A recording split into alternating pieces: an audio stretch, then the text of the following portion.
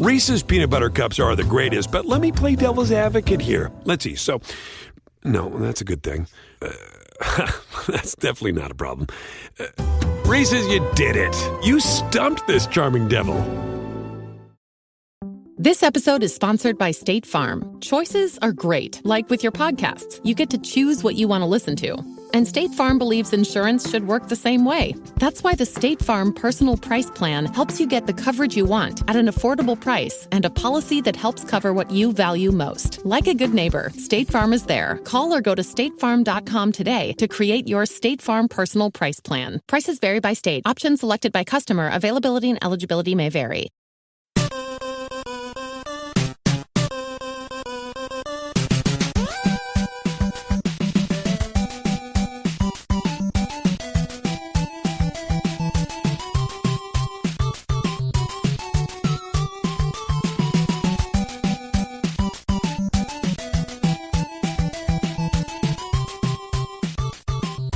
Welcome to the family here on Purple Mafia.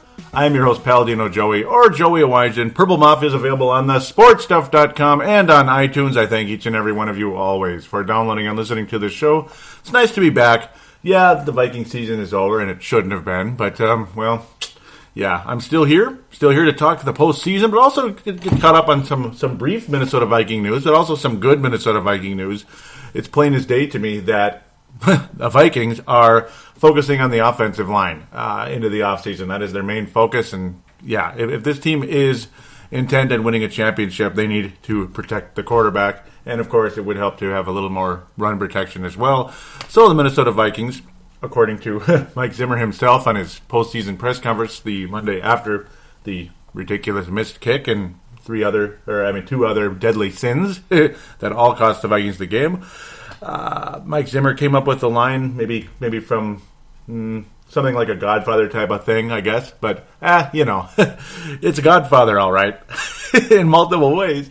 He just said, when the interviewer asked him, and yes, it's been discussed in local media, but for those of you that haven't, Mike Zimmer basically said, asked if there's any transactions with players or coaching staff, and he said, well, only one. I did not renew the contract of the offensive line coach.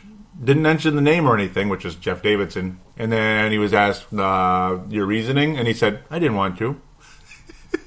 I love Mike Zimmer. I think many other people do as well. Just, I didn't want to.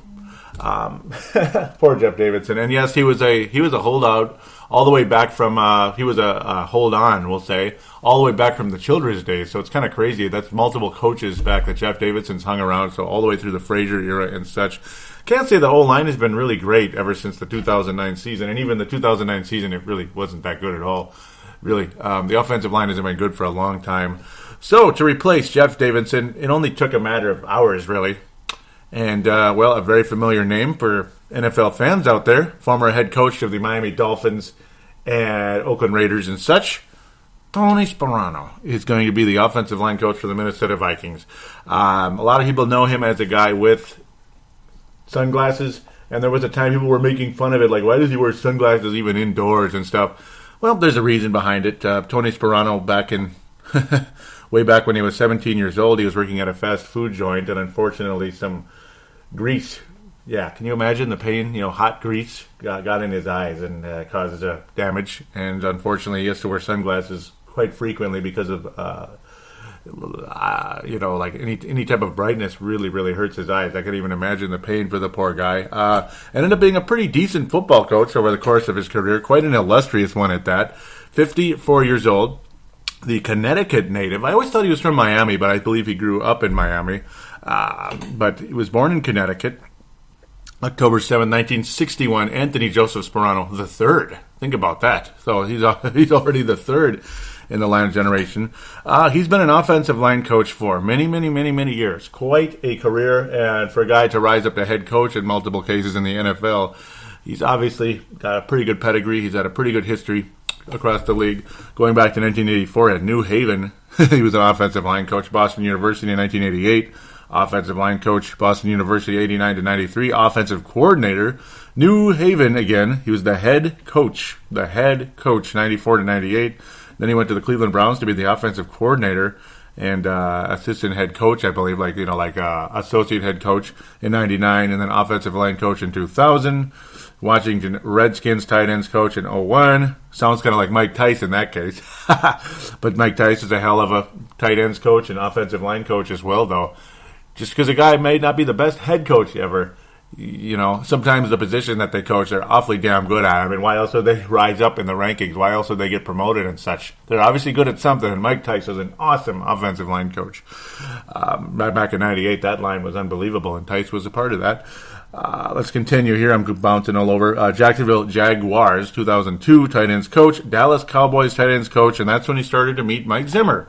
All the way from 03 to 2008 or 07, he was with the Dallas Cowboys, and that's where the association with Mike Zimmer took place. Tight ends coach with the Cowboys in 03-04. Offensive line coach / running game 05-06. And then Dallas Cowboys assistant head coach, offensive line. And that was when Mr. Wade Phillips took over for the retiring Bill Parcells. Man, can you imagine? Bill Parcells has been coach since 2006. It's already been that long. Damn, that's 9 years ago. 2006 season. So yeah, it's 9 years ago, almost 10 already. That's just crazy. But he was the top assistant for Wade Phillips there in Dallas. A pretty damn good football team that year. 13-3 club that got upset by the New York Giants after the Giants beat the Eagles along the way, and then things just continued to go the direction they did. Actually, the Giants beat the Falcons, but I'll just leave that alone. Pretty crazy, pretty impressive what the Giants were able to accomplish, but also a nice rise in pedigree for our offensive line coach, Tony Sparano. Nice career for him. Goes to the Miami Dolphins. Things start out very well. They finished 11-5 in 2008. Very strong season, then went down to 7-9. And 7-9 again in 09 and 10, and then only 4-9, and was let go after week 14 for the Miami Dolphins. And then went to take over the Oakland Raiders in 2014. He was one of the top assistants there as we continue to bounce around here. Excuse me. He was the assistant head coach, like the top guy, basically, and offensive line in 13 and 14, and had to take over as the interim head coach for the remainder of 14 in Oakland. Ultimately, he ended up finishing the season 3-9 in that case. The Raiders were not very good. Obviously, a terrible team in 2014. I still remember Tony Sparano's coaching again. But yeah, there's probably no way they'll keep him as head coach. It would have been cool.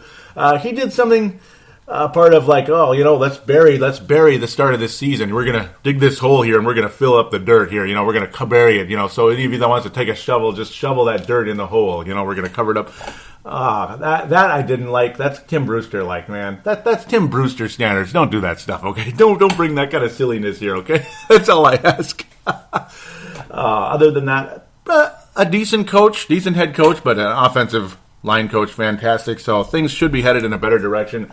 I gotta hope and pray that Matt Khalil will, he will receive some better coaching. He will end up starting to show more potential under this coach, and if he doesn't, well, he's gone. Next year will be Matt Khalil's final season with the Vikings if he has another disappointing season. He was a little better this year. Last year he was just freaking awful. And of course the injuries and such. Jeff Davidson, maybe looked as a scapegoat, and kind of, but at the same time, I think when Mike Zimmer saw that Sparano was available and probably interested in the job, he said, you know what? Okay, he didn't know Jeff Davidson, probably didn't like him that much, didn't know him as well as Sparano, knows that Sparano's like the real deal. So it was one of those that isn't personal, it's business type of moves. That's the take out of it. I'm glad that we have that we're going in a direction of we're going to address this offensive line. The injuries to, and I didn't really talk about this on the last show because it wasn't the time to. The injuries to John Sullivan and Phil Oldholt could be pretty damning. Phil Oldholt with an ACL injury, that's not good. You need your knees to push, obviously. You're pushing when you're on the line. That's what you do. You push for a living. And your back, in John Sullivan's case, you push for a living. Those are pretty damning injuries. You hope and pray they're able to come back healthy and ready to go. But at the same time, this draft has to be focused on the offensive line. Yet at the same time, do you take him in the top, in the first round? Maybe, maybe not. You're not taking him in the top of the first round. You're taking him lower in the first round. So we'll see. Sometimes those guys end up being much better. That's where you got them. That's where you got guys like Orr and stuff. So we'll see. Michael Orr, who ended up having a pretty good career, kind of up and down, but when he was good, he was damn good. So it would be a nice boost for the Vikings in that case. Glad to see the Vikings are addressing the offensive line. that concludes the Minnesota Vikings conversation. I actually went a little while with that one because he's a name. Tony Sparano's a name. And, well, there you go. You're addressing the largest area of need for this team if you hope to win a championship at some point. And I got to think this franchise has their eyes on the prize. We'll end with that note, and we'll talk about 4 other teams that have their eyes on the prize and the 4 teams they defeated to get there first on. We'll be back right after this.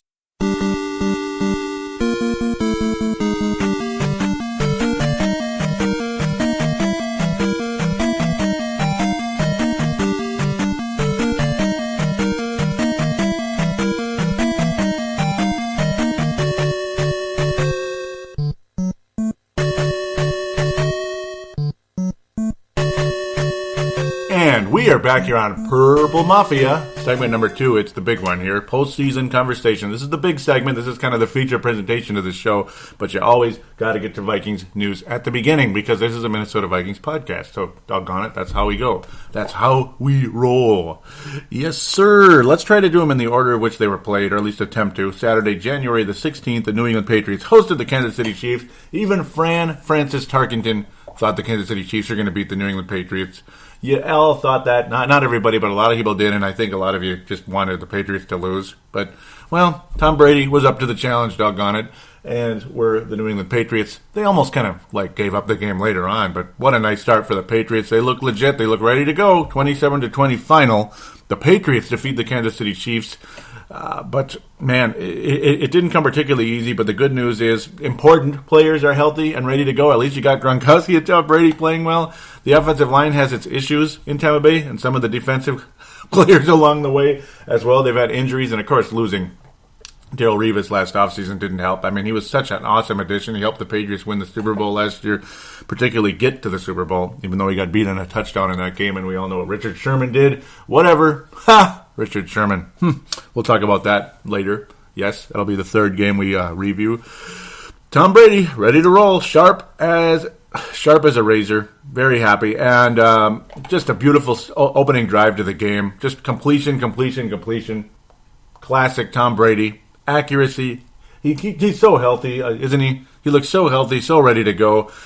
Obviously wound up on the first drive of the game to Rob Gronkowski. The Chiefs finally mustered something, wound up with a field goal. They just could not finish. That's the thing with the Chiefs in this game over the course of time. Kind of reminded us of the Vikings in the Seattle game and other games in the season, like against Denver and such. Just could not get the job done, and that frustrated a lot of people. Alex Smith looks like Alex Smith, obviously, he's a decent quarterback out there, but he'll never live up to the Aaron Rodgers hype that ended up, having both of them projected to be the 1 and 2 pick in the draft, and then 49ers did what they did, and they blew a chance to be a dynasty. I mean, Aaron Rodgers' dream was to play for the 49ers, and they blew it, and they're still paying for it, and they're going to be paying for it for a long time. Kansas City Chiefs end up getting another 49ers quarterback like they did several times. The only one they didn't get was Steve Young. They wound up with, think about it. They wound up with Joe Montana. They wound up with Steve Bono. They wound up with Elvis Gerbach. Now they wound up with Alex Smith. Isn't that crazy? Just watch. Colin Kaepernick's going to wind up with the 49ers one day. Oh, I'm sorry. They didn't get Jeff Garcia.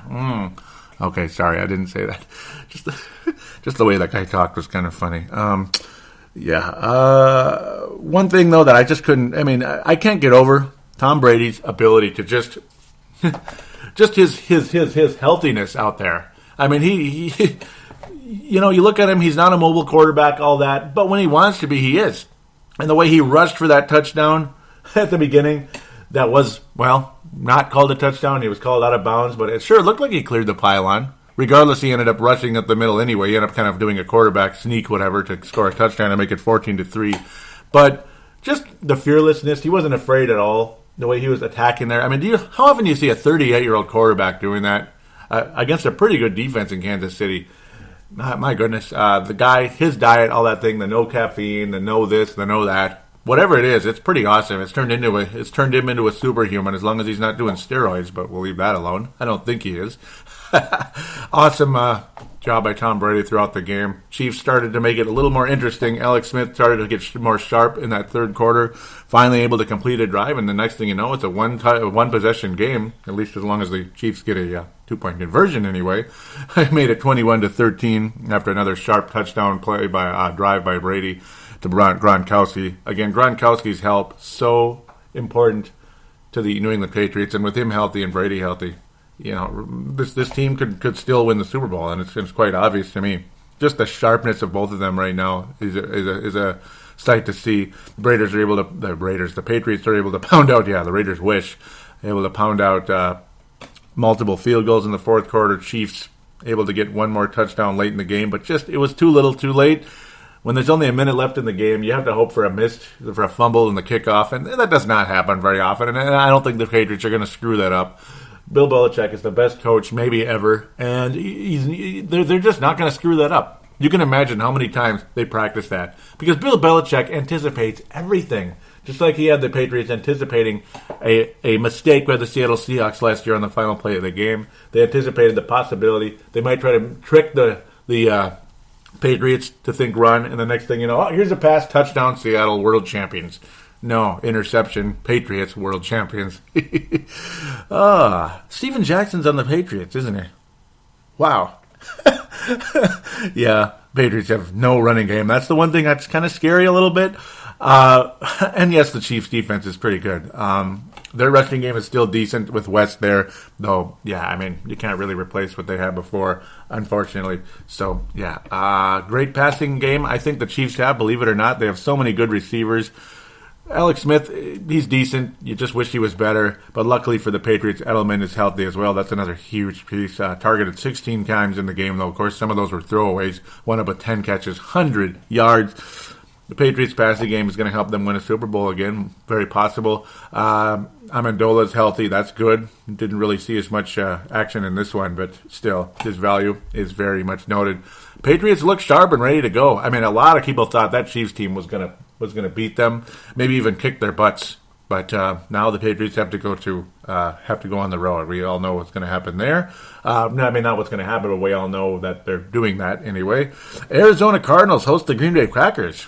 What an epic battle. This was a pretty damn good weekend of football, wasn't it? We'll see how long this segment drags on, because I got predictions to do as well. I'm going to keep that in this segment, by the way. Why have a 4-segment show? This is just going to be the postseason segment, and then we go to fan interaction, which will probably be much more brief than last week.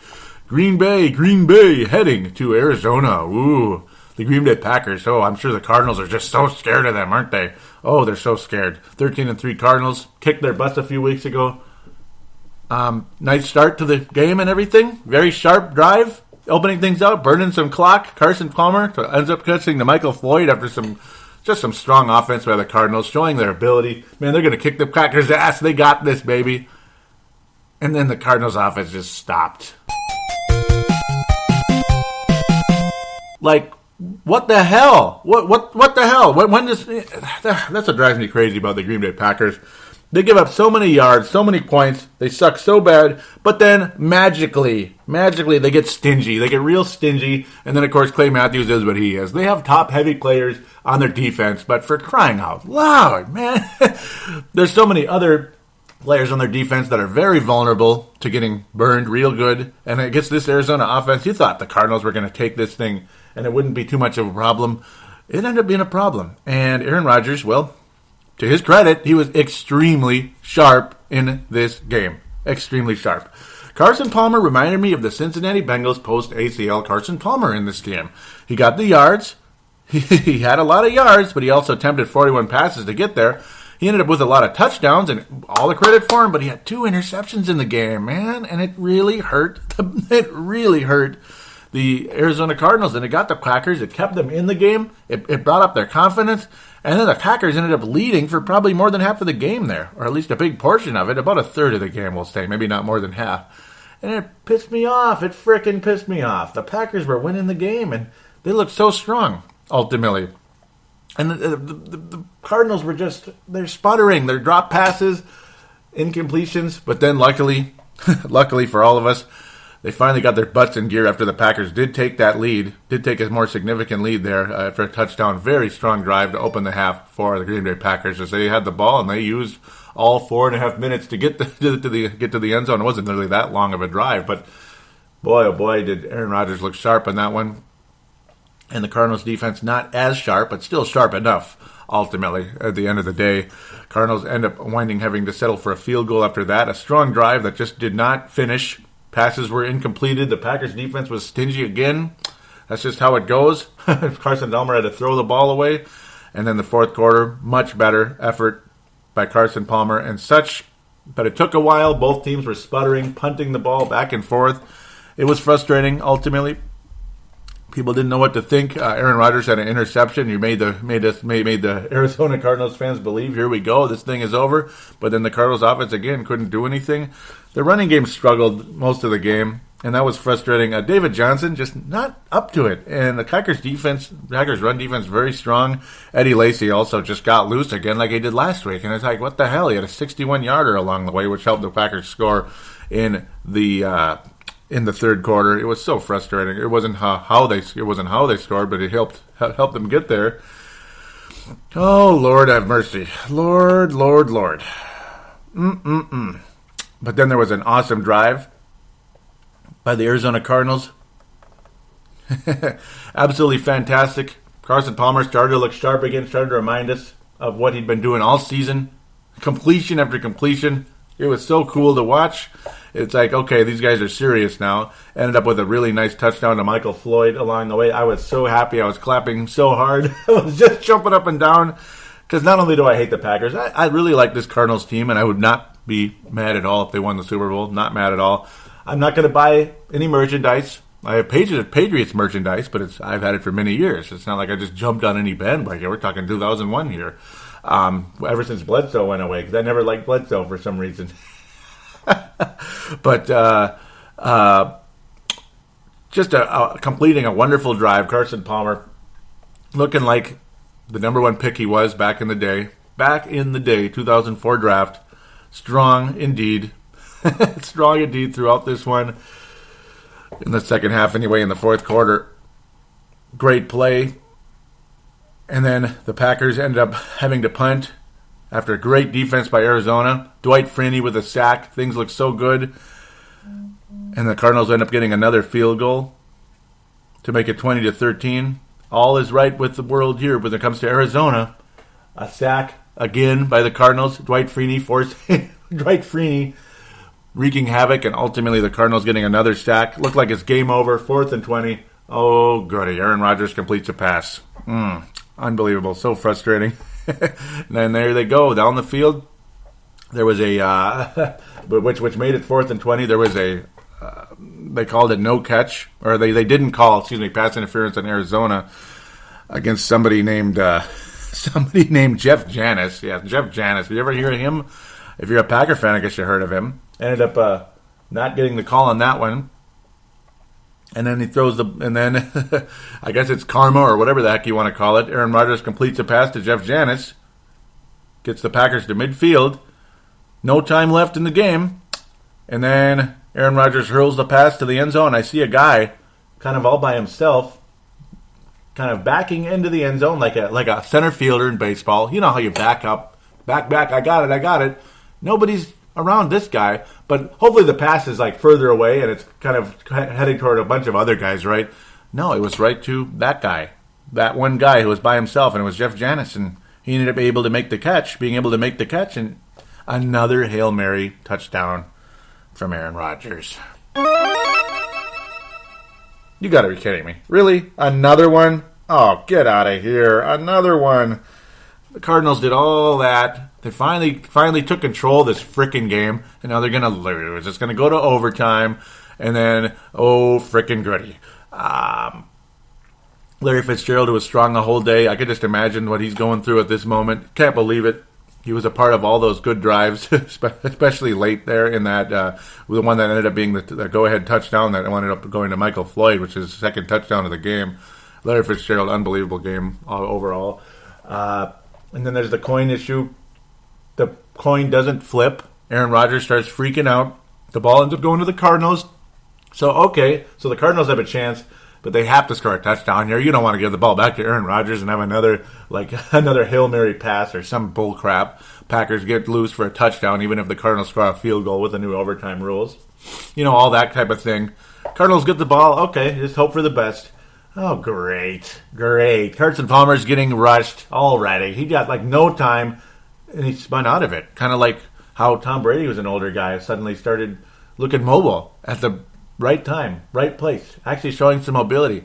Carson Palmer spins out of multiple ACL injury. Carson Palmer spinning out of a sack? Huh. Oh, you guys suddenly forgot about Larry Fitzgerald. Oh, who was only about 5 yards away from Carson Palmer. Completion. Why would you? Yeah, and then you get Larry Fitzgerald in the open field. What's going to happen? Okay, well, there's one missed tackle. There's another and another. And now he turns on the Jets because he's got some more freedom. And wow. Miracle of miracles. A Packer defender stops Larry Fitzgerald at the 2-yard line. But then a quick shovel pass forward. Larry Fitzgerald touchdown Arizona. Ball game. Good night, Green Bay. No extra point necessary. 26-20. Arizona wins the game. Gotta love that. That was so much fun. What an emotional game. Oh, I'm sure everybody in here in town was loving that one without a doubt. Packer fans, and of course you get the memes on Facebook and, all the stuff. Aaron Rodgers crying, this and that, and he's driving home in his pickup truck or whatever. Like he's a redneck. People assume that because they're Packer fans and stuff. But, whatever it was. Whatever it was, the Packers are done. There's no Super Bowl run for them. And the Arizona Cardinals, well, you hope they're going to host the NFC Championship game, NFC Championship game. But then again, do you hope that? If you really want Seattle to start really building some confidence, eliminating a 15-1 Carolina team on the road, who's to say the Seattle Seahawks wouldn't beat Arizona and go back to the Super Bowl again? We'll talk about what happened there. For those of you that maybe didn't watch the game, but most of you did. Well, you all know what happened, obviously. Those of you that did. Oh, man. But so nice to see the Arizona Cardinals back in the NFC Championship game. They're undefeated in their history, but they only went once. They're 1-0 in the NFC Championship game, and hopefully they can continue that again. Seattle and Carolina, the winner of this game will face against, or kickoff, we'll call it, against the Arizona Cardinals. Carolina would host it. Seattle would visit Bank of America Stadium in North Carolina. That's right, North Carolina. Almost 75,000 people in attendance in this one. Wow. It reeked of 41 donut again, didn't it? And wasn't it fun to watch at the beginning anyway? For those of us that hate that Seahawks team so much. But, I don't really like the Panthers either. I thought I did for the longest time, but during the course of the season, I got kind of sick of it. Oh, goody. 15-1. They're going to be undefeated.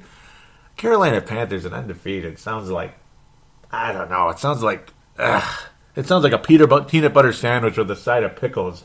No, not a side of pickles, with pickles inside it. Pickle and honey sandwiches. That's about how tasty that sounds. 16-0 Carolina? Come on. 16-0 New England. 16-0 Miami. 16-0... I don't even want to keep going. Some type of classic heritage type team. But Carolina? Well, they're 15-1. And the last few 15-1 teams, the last three, in fact, 15-1 teams have been eliminated in the divisional championship game. So that's a new curse going on. The first two 15-1 teams in the history of the NFL were the 85 Bears, 89 49ers. And they ended up trouncing everybody and rolling the Super Bowl championship because they were great teams. And then you had the 98 Vikings. Well, they survived the second round and they got to the conference finals. And we know what happened there. They lost to the Falcons. Pittsburgh... Excuse me. Steelers. So it was the last two teams they lost in the divisional round. Pittsburgh Steelers 15-1, and they got upset pretty quickly during that 2004 season. They ended up losing that game. Steelers done. They lose a 15-1er right there. It was kind of funny to see. A young Ben Roethlisberger, just not ready for the big time yet, but boy, we saw how ready for the big time he ended up being. Ultimately long-term, with at least 2 Super Bowl rings in his career and a third appearance in the Super Bowl, losing in heartbreaking fashion to another team that had a 15-1 record the year after they won. That would be the 2010 Packers, who ended up winning the Super Bowl there. 2011 Packers, 15-1, and done to the New York Giants, who went on to win the Super Bowl that year. The Giants just love Green Bay. They love Lambeau Field. They really do. Very beautiful thing indeed. So, back to the point here. Carolina, Seattle. Is Carolina going to get upset in the divisional round? It didn't look like it at all. It really didn't. I mean, it was just too easy. It was just interception, pick six, all that stuff. 2 interceptions right out of the gate. A pick six by Luke Kluke, unbelievable play. I can't even say his name correctly. Yeah, I mean, I know him. He's a big name. He's a pretty well-known linebacker for one of the best defenses in football. Ron Rivera, head coach, Carolina. He's a guy that I respect a lot, Mr. Rivera over there. A fantastic coach for the Carolina Panthers. And my God, they're good. Their defense is just freaking awesome. Their offense looked really good, too. Cam Newton, does he look like a Super Bowl coach, Super Bowl quarterback to you? Well, he might end up being. He might end up being one, but I don't know. Maybe. I don't know. I can't put him and Tom Brady anywhere near each other. Carson Palmer, yes and no. When Palmer's hot, he's better than Cam Newton. And when he's not, Newton's clearly better than Palmer. When Palmer's on that whatever, the other side of his the other Jekyll, the other side of the old Jekyll and Hyde. But the Carolina Panthers wind up opening this game with 6.5 minutes remaining in the second quarter, 31 donut. I mean, I'm like, my God, it's literally Vikings and Giants all over again in 2000. Maybe the Carolina Panthers will just add 10 more points in the second half, and Seattle won't score jack crap. But we all know Seattle. We know what they do. We know what they do. They start horribly. They take a dump on themselves. They do whatever they do. Okay, forgive me for that, but you get the idea. They look confused, dazed, pissed off, frustrated, all the above. They don't know what's going on. They don't know what planet they're on.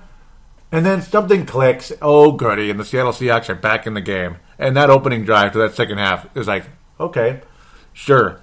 Carolina fans are probably like, it's just one touchdown. But football educated anyway, Carolina fans, no. That's a serious problem right there. It was pretty sharp. It was pretty quick. Only a minute and 47 seconds into the second half, and they score a touchdown that quick? Yeah. And then Carolina can't do jack crap. Russell Wilson again drives his team down the field with virtually no help from a guy by the name of Marshawn Lynch. Marshawn Lynch was Carolina's lunch the entire game. Oh, that's right. Marshawn Lynch was back in the game. He was there so he didn't get fined. He showed up. He at least made it this time. Only 6 attempts in the game. Of course, they're behind by 1 trillion points. There's nothing you can do. But he looked like garbage the whole time. Kind of like Adrian against Seattle. Yeah, both times anyway. Did I say that? But Marshawn Lynch was lunch for Carolina. The Panthers had lunch. Boy, did they ever. Oh, kicked his ass. Just a nothing out there. Fred Jackson, same thing. He's just kind of a career backup anyway, though he's had his moments with Green Bay and Buffalo. Yes, sir. It was all Russell Wilson and those receivers, man. I mean, Jermaine Kearse is a son of a gun. Doug Baldwin, he's so cocky. I can't stand him. Kyler Lockett was Kyler drop it again, but he only dropped one. But it was another key big drop, just like against the Vikings. But the Seahawks just were a completely different football team in that second half. Their defense was awesome. Carolina was nothing. Now, there's a reason why I was kind of like, oh, crap. I kind of hope Seattle comes back in this one. As much as I hate that team, with everything I am as a football fan, I can't stand them. I hate their invincibility factor, their instability mindset. I can't stand it. They think they could come back from anything. But I don't want the Panthers to roll all over the Arizona Cardinals. I want the Cardinals to beat the Panthers. And I think they're still capable of it, but boy, they better get their butts in gear. That Packer game was not impressive. But you want to be able to see that Carolina's vulnerable. And, yeah, they're vulnerable, very much so. And Seattle did what they did that whole second half. One 3-and-out after another for Carolina. They just could not seem to get anything going. Even though Seattle had some failed fourth downs, again, very similar to the Vikings. But this time Carolina had scored so many points. Seattle had so much work to do that ultimately they just ran out of gas, despite the fact they had so many opportunities along the way. Seattle was down by just too many points. It would have been the second best comeback in NFL history by 1 freaking point. It was Frank Reich and the Buffalo Bills against the Houston Oilers in Buffalo over there back in 92, 35-3. Houston is moving on. Warren Moon's sorry ass, I'm sorry to say, in the postseason. Sorry ass in the postseason was finally going to win a postseason game. But no, he wasn't going to win a postseason game. He blew it again. He had multiple interceptions in that game. Cam Newton was no Warren Moon in this one. He played conservatively, and he was good enough. Only 22 attempts. They ran the ball quite a bit, and wisely, they were using the clock. And good for them. Very smart coaching by Rivera. And the Carolina Panthers and Jonathan Stewart is a stud, one of the best running backs in football, 2 touchdowns in the game. He ultimately was one of the huge key factors for Carolina winning this game, not only in the first half racking up the points, but also burning that clock, that ever-important clock that Seattle is so capable of using to their advantage despite the fact they're behind. They're just so good at getting the job done with their miracle freaking plays, their hero ball. But it wasn't enough. Russell Wilson winded up, after starting off so terribly, still wound up with a respectable 91.1 quarterback rating, even after a pick six in the game, attempting 48 passes, almost 400 yards in the game. Wow. He's just a completely different guy in the second half. It's crazy to watch. But luckily for the Carolina Panthers, there just was not enough time. They tried to do the same thing to the Panthers that they did to the Packers last year. Packers, it's almost tongue twisting there. You know, the old squib kick. It was the only chance Seattle had against Green Bay last year in that NFC title game. Green Bay had to fumble that kickoff. Carolina had to fumble the kickoff in this case. But this time, nope. The Carolina linebacker hung onto that thing with his life. There was no way in hell the Seahawks were going to get the ball from that guy. And there you go, ball game. Once he held that ball up in the air and the play was dead, all Carolina had to do was kneel down and burn that clock away. And here come the Panthers. Bang. They are hosting the NFC Championship game for the first time in their history. They've had to be on the road most of the time, or they've had to be on the road when they won when they won their conference championships against their one conference championship against Philadelphia that year back in 04, 03, 04. It was 2003, but wound up being 04. You get the idea. Philadelphia finally won the next year over Atlanta, but that's kind of another topic. Almost, Seattle, almost, but not this time. You couldn't get that squib kick. But if they did, I could just about guarantee Seattle was going to score a touchdown and win that game, or at least force overtime. They would have, just like Buffalo did long, long ago in a galaxy far away. It could have happened, or it almost happened. Denver and Pittsburgh, yet another good game. For the rights to, either host the Patriots or visit the Patriots in the Pittsburgh Steelers case. Pittsburgh Steelers, the Seattle Seahawks of the AFC, the Denver Broncos, I guess the Carolina Panthers. So I don't know. Their defense is real good, just like Carolina. I think New England and Arizona are similar that way. Similar in they have the veteran quarterback who's still very good, like Tom Brady and Carson Palmer. And then in Denver's case, Peyton Manning's nothing like Cam Newton, is he? Nothing. That's why I think the Broncos out of the remaining 4 teams have no chance of winning the Super Bowl. 0. And that's that's certainly no shot at Gerald String, and that's certainly no shot at the Denver Broncos. It's just reality. I'm trying to be nice here. I'm trying. I have nothing against the Broncos. I have nothing against Peyton Manning. I just don't think they're going to win the Super Bowl. I just don't think Peyton Manning at 39, with all his vulnerability and his inability to win in the big moments on a regular basis, is going to win the Super Bowl is going to survive a New England, an Arizona, or a Carolina. I just don't see it happening. I don't, and they'd have to at least win 2 they'd have to at least beat 2 out of those 3 great teams to win the championship. With all that said, Denver did a very good job in this game. They survived a Pittsburgh team that was pretty strong, actually. Congratulations to my God, I'm going to choke to death. They survived a pretty strong game by Ben Roethlisberger. The fact he did not have to exit the game. Ultimately, he played better than Peyton Manning. Neither quarterback threw an interception or a touchdown, which is pretty funny. The running games are fantastic in this game, and the receivers were good in this game. Just no big plays to get a touchdown. Ultimately, from either club. It was the Denver defense that was better and the Denver running game that was better. Peyton Manning was just kind of there, and he didn't make mistakes.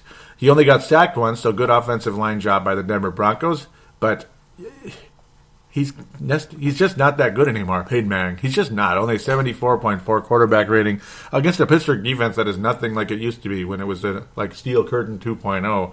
Ben Roethlisberger was pretty good in the game, as was the Pittsburgh Steelers running game, but a key fumble late really, really killed him.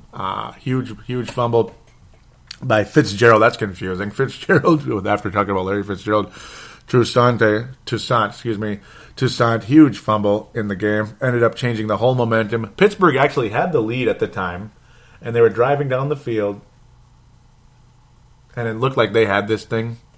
They would have won the game if it wasn't for this fumble. All the momentum was on the Steelers. They were going to build on their lead. Denver was probably going to fold at that point, but the huge fumble by Toussaint ultimately ended up spelling the doom for the Pittsburgh Steelers. C.J. Anderson is one of the better running backs in the NFL, I think. You don't hear about him as much as you hear about Adrian Peterson or even Marshawn Lynch or other guys. But he is a stud. I like him. He's an up-and-comer still at this stage. He's young. His stats aren't anything spectacular, but he just gets it done. I mean, he really does.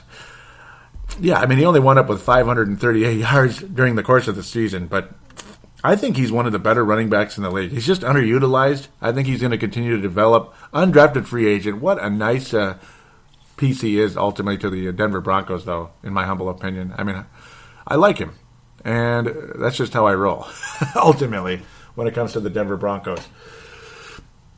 It's just one of those things. He's just one of those guys that, you know, he's gonna continue to emerge in the NFL. He might end up being another Priest Holmes or something, where he started out good in his case, I suppose, and he really emerged like Arian Foster, more or less, where he was undrafted, and he was kind of a no-name for a while, and he just continued to emerge. I'm just really impressed by that guy, and I'm sure Gerald String will have something to say about it on Facebook, and you're welcome to comment about C.J. Anderson. I like him a lot, and he's one of the reasons I thought the Denver Broncos had beat the Pittsburgh Steelers, and he was one of the reasons the Denver Broncos beat the Pittsburgh Steelers. So, there you go. Sorry about that. I had to hit the cough button earlier. That's why you heard kind of a little noise there. So I couldn't breathe, so apologize for that. I got to start getting better about that, don't I? But sometimes when I talk a lot, my mouth dries out, and yeah, that's just on me there. Conference finals, only 2 games to preview. AFC or NFC? Let's start with the AFC, since all you guys hate the AFC so much and you think they're inferior, which they're not necessarily. Denver Broncos host the game, though, because the Patriots couldn't beat the bleeping Dolphins at the end of the year. Come on. Or the Jets. Come on, New England. You had the AFC wrapped up. You should have home field. The Super Bowl, the road to the Super Bowl should belong to the Patriots, and it doesn't. That sucks. But I don't think the Broncos are going to win the game.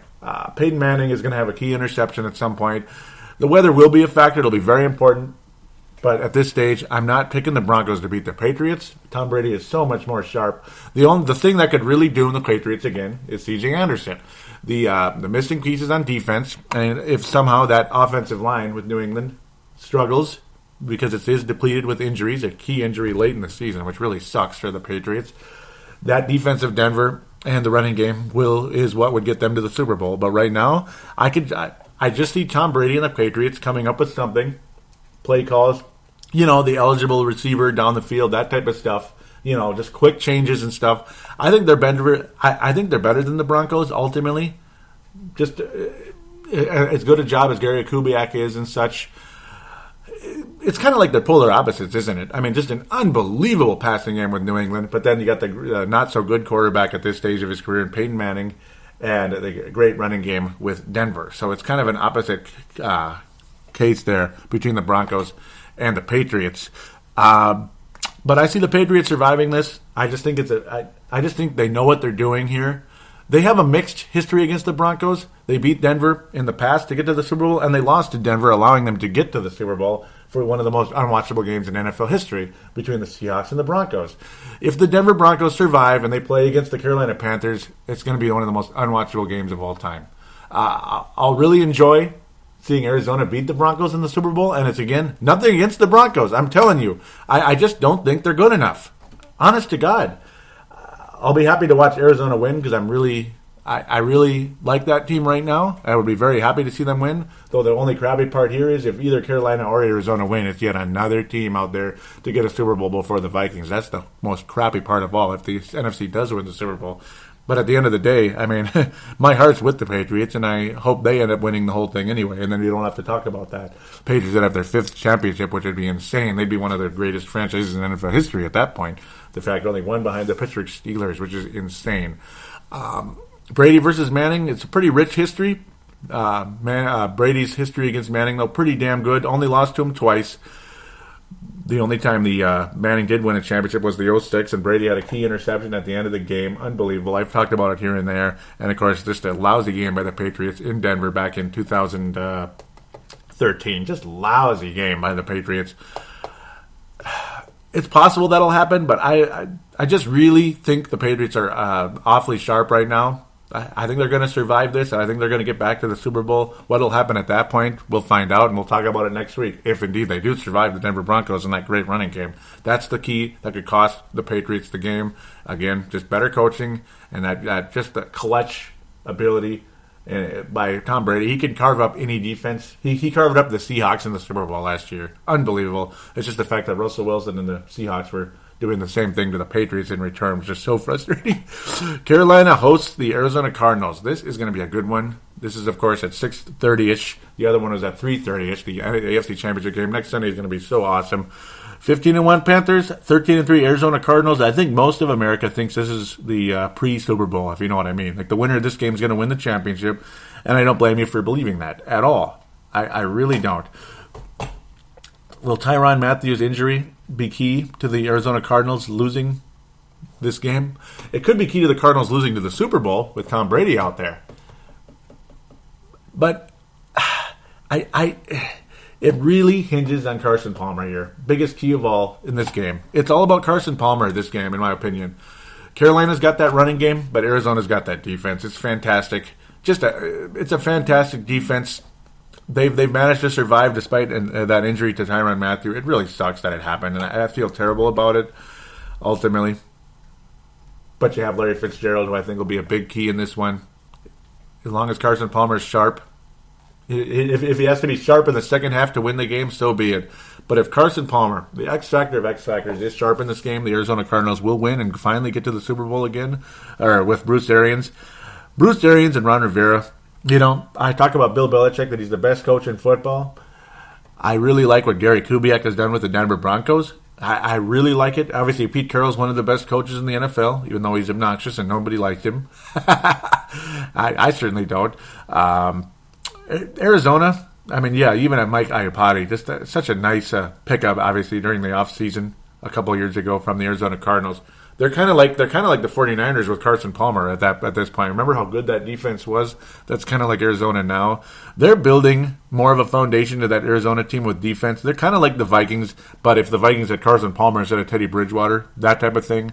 And Larry Fitzgerald is just that established, like he's like the Adrian Peterson, though, at a different position, that type of thing. They're kind of similar to the Vikings, just a little bit ahead because of the Carson Palmers of the world over there, that type of thing.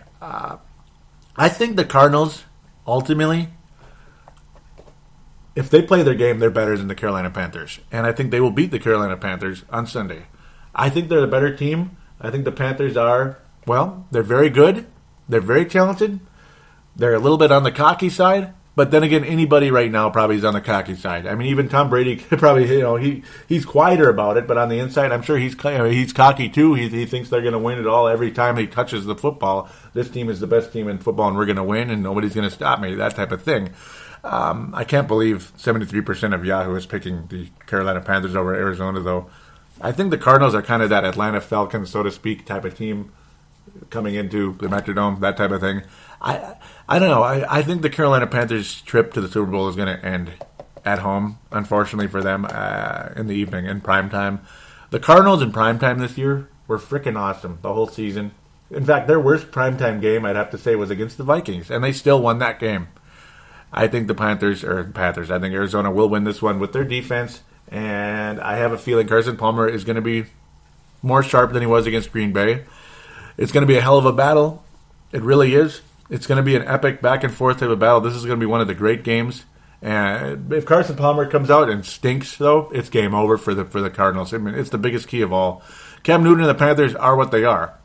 If Arizona comes out striking, the Panthers will start to worry. They'll start to panic. They'll start to make mistakes. But if Arizona comes out flat, if Carson Palmer can't complete a pass and has a big interception, Carolina will probably start to roll over them. But don't be surprised if Arizona still makes it a game, and maybe even comes back and wins it.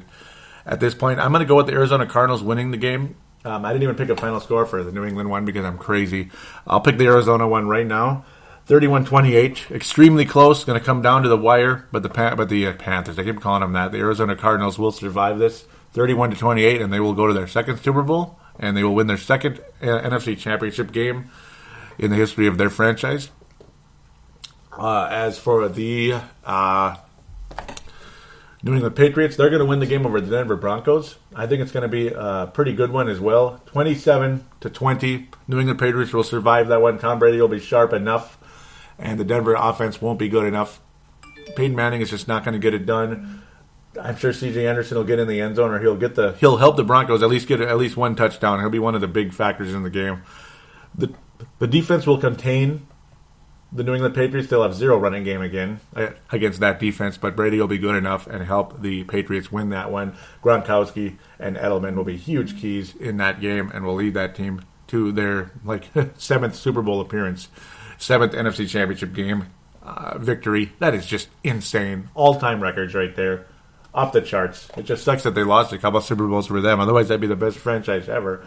But crazy. Seventh Super Bowl appearance for the Patriots, and you're going to see Arizona and New England in the Super Bowl. The Cardinals will be wearing red. The Patriots will be wearing white. And they'll be blue as well. So it'll be a very American Super Bowl, right? But, of course, the Arizona Cardinals would be favored to win that one. They had the better regular season. But the Patriots have the pedigree, and we all know what's going to happen. Ultimately, with that, with the pedigree, it'll make it a extremely great Super Bowl, in my opinion. We'll talk about it when the time comes, because it might not be the matchup. Arizona very well could win that Super Bowl over New England. Maybe they'll show their weakness, and New England's weakness will be beaten, and the Cardinals will win that one. But we'll talk about that when the time comes. We'll see who's in it. I may be very, very wrong. It might be the polar opposite, and if it is, it's going to be hard to watch, in my opinion. Carolina will probably win that one pretty soundly, unfortunately. But if Denver wins, I'll be cheering. I'll be happy for them, without a doubt. So, with that, let's take a break. Let's get back to some fan interaction after this mega segment.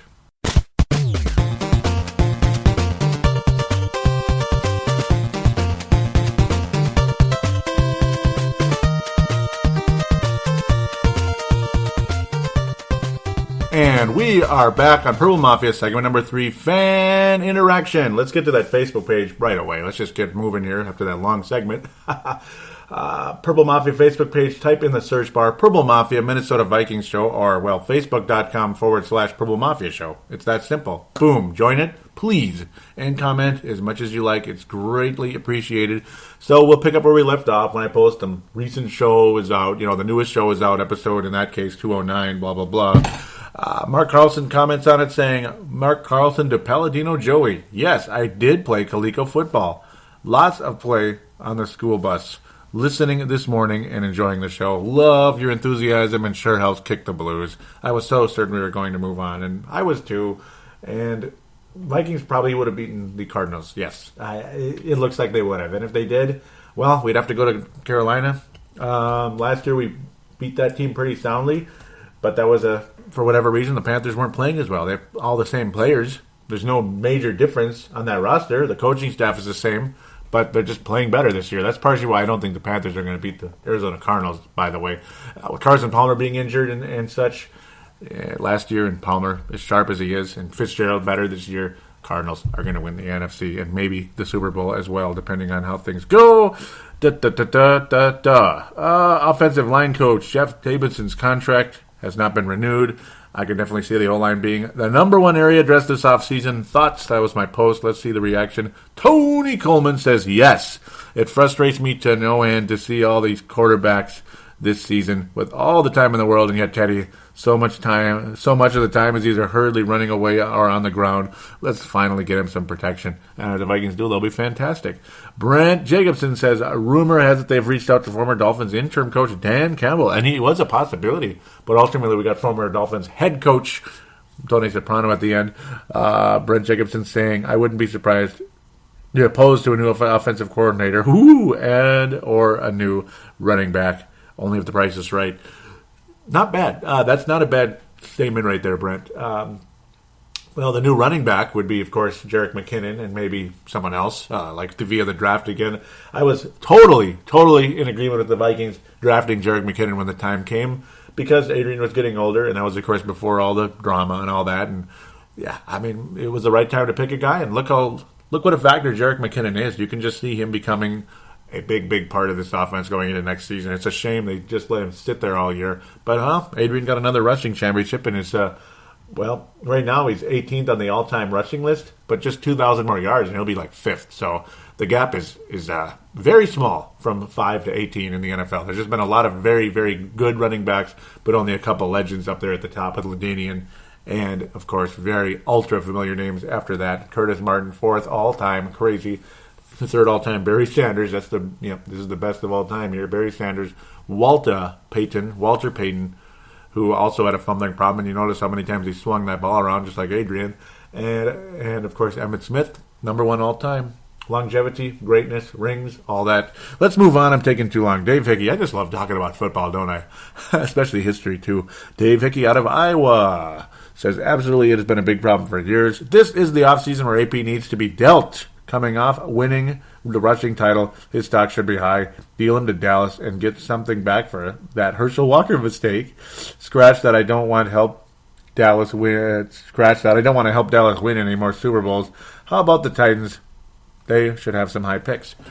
I would not be opposed to trading Adrian Peterson either. I'm sick of the fumbling. You're in a big game. You can't count on a guy with the best numbers in football. He's the best running back in football. You can't count on him.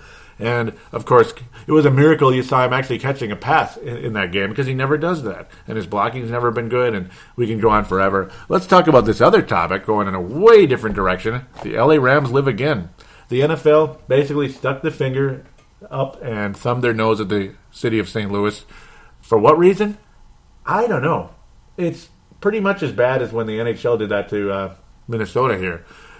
Yet, I think Minnesota, they screwed around way too much, and I don't know what the Marvin Harv thing was going on in the Target Center.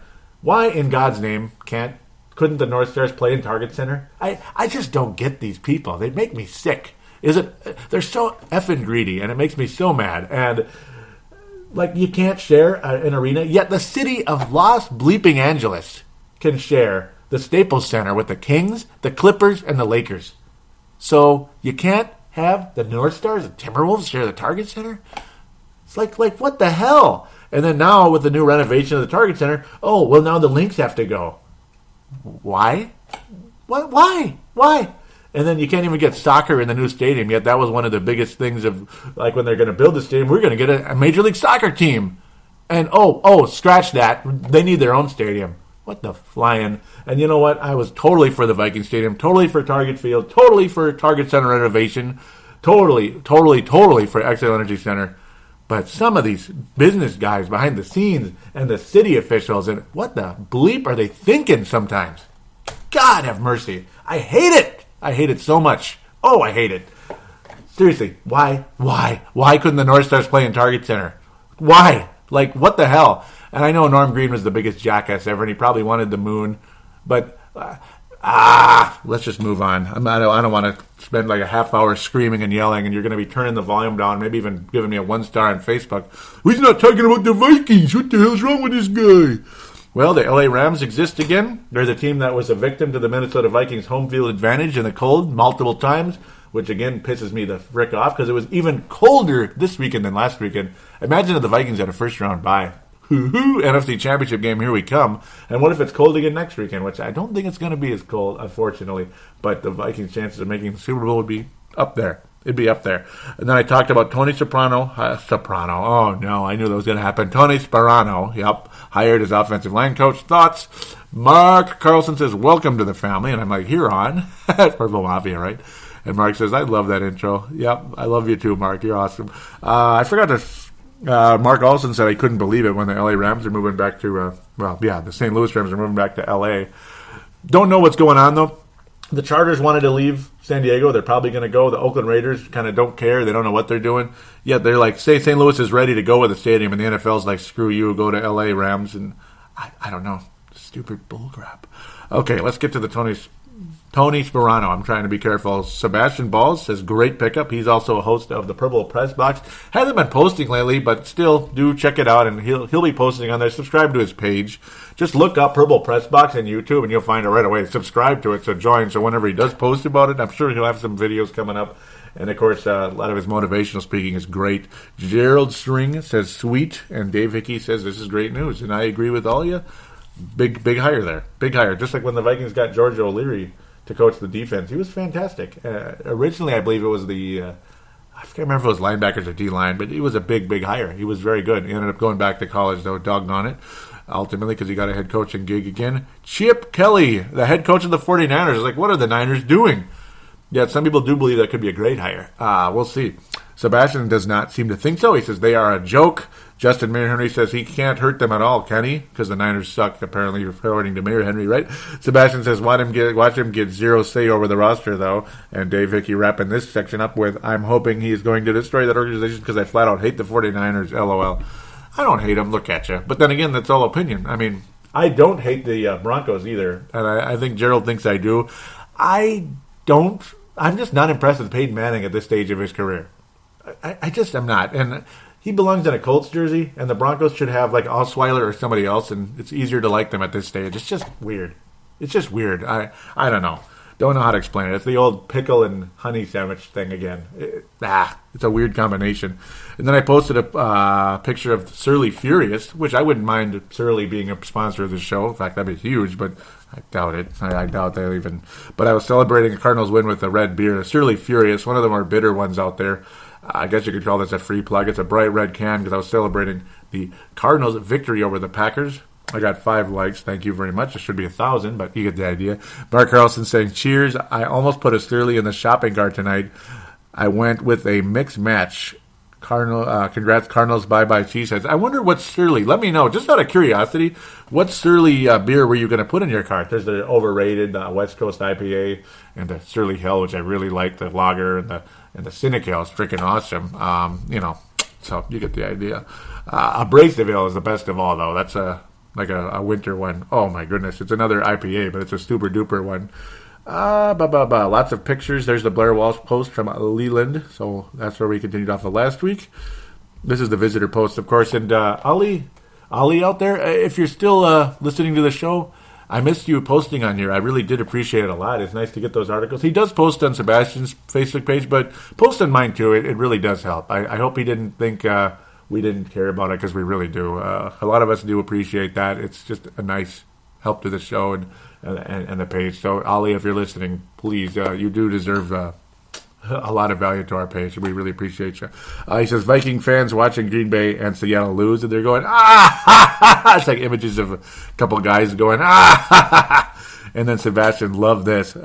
Live looking at Seahawks memorabilia. It's a waste management dumpster with a massive fire in it. And yeah, that's about it. Live looking at Seahawks memorabilia. You know, the Seahawks in the 80s were pretty cool, weren't they? That was a cool football team. Yet, yeah, I don't know. I hate these guys. Yeah, I just do. It was a cool team back in the day. The 90s, they just sucked. Who's going to cheer for Rick Meyer? He was terrible. And then Matt Hasselbeck and all that green. It's too much Green Bay trash like all over that organization when Mike Holmgren went there. So I refused to cheer for that team either. Screw that. I was like, go Steelers in that Super Bowl. So let's get to the Twitter, wrap things up at Purple Mafia Show for the Twitter account. Couple talks here from Andre. He says he liked it when I said nothing's worse than dominating a game but losing it. That was me. I knew that bleeping idiot would fumble. I was talking about Adrian, blah, blah, blah. These are from last week, though. Happy. Yep. Oh, yeah. Malcolm loved it. Malcolm out of California, at Mac Sween, M-A-C Sween, S-W-E-E-N 10. So give him a follow if you like. He says, Happy Gilmore, LOL. He liked what I said, the Happy Gilmore comment. Oh, yeah. That was pretty fun. So, where are we? There it is. Mad Martin saying, starting a dumpster fire. Terrible choice, but not our problem. And that was with the 49ers. And I said, Chip Kelly, what are they doing? And Mad Martin saying, this is so much fun. When I was saying 31 donut and it's not even halftime yet. What happened to Richard Sherman? Did pride come before the fall? Seattle is playing scared, and they were. Mad Martin saying, oh, this is so fun.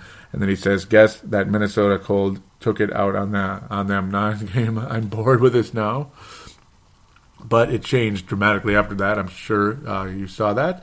And Andre was showing how Russell Wilson got the pick six there. Thank you very much, Andre. Really appreciate that. It's at Andre, CHOUSER you are. Give him a follow. And then Tanae liked that comment and everything. Thank you very much. Ultimately, for those of you that like and follow and retweet the show, Tanae's out there and such, thank you guys so much. And Vince Germano has retweeted the show many times in the past as well. Thank you guys so much for your support, your love of this show. I really appreciate you. Those of you out there that haven't followed or anything yet, but you've been listening for a while, maybe follow on Twitter or like the Facebook page, please do join either one. And if you do have an iTunes account, please write a review on there, 4 or 5 star review. Tell us what you like about the show. Thank you so much in advance for that. I should pass out some stars for this one. I really should. Where are we going to go? Gold star to Mark Carlson. Just awesome post throughout this one. Really, really appreciate your involvement in this one. Silver star going to go to Dave Hickey. Also, so staying in Iowa once again here, kind of old school style right here. Silver star to Dave Hickey. And bronze star is going to go to Sebastian. Thank you very much for returning to the show again. I love those pictures you put up there. They're fantastic. In fact, that's almost like a silver right there. Basically, it's kind of it's a silver plated bronze, you could say, silver lining. You know, just an awesome pictures. Really love what you had to put up there, and I love what Sebastian posts on the page. I hope he doesn't run away. I hate when he disappears. Damn it, I missed you. You know, I love when you're involved with the show and. I'd like to have him on Purple Mafia again at some point. State of the Vikings, you could pretty much put that in as long as he's interested anyway, you could put that in stone. Sebastian Balls will be co-hosting the State of the Vikings coming up maybe late February, early March, right around free agency and such. We'll do what we do and get tons of listeners, man. That show is so popular. And when Sebastian's on, oh, man, it's so popular. So I love it, and I appreciate it so much. So thank you all of you guys again for your listenership, your support. Go Cardinals, go Patriots. I would hate to see anything different than that, but we'll see. We'll see. Then again, it'll be kind of hard to see either one of them lose, though, in the Super Bowl if they both make it. That's the one crappy part. So hopefully at least one of them makes it, for goodness sake, so I have a rooting interest. Though I suppose I'd cheer for Denver. I don't hate Carolina. I just don't like him enough. I don't like him enough, and I'd be happy to see Denver win, I suppose, if they do. So there you go. Thanks again, everybody, for listening. God bless you, and we'll be back to talk Super Bowl next week.